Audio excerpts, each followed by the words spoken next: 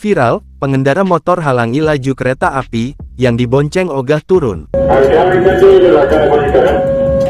Beredar sebuah unggahan video di media sosial yang mana memperlihatkan seorang pengendara sepeda motor di lintasan kereta api.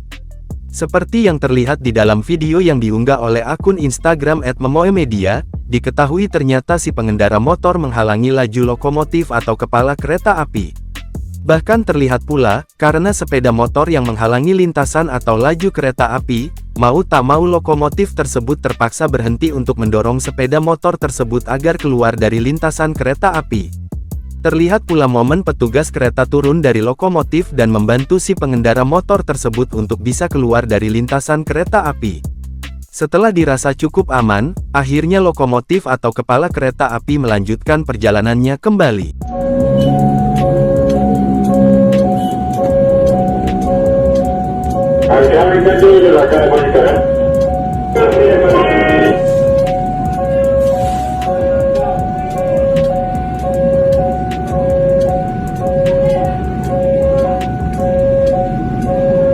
Tentu, unggahan video tersebut tak luput dari komentar warganet.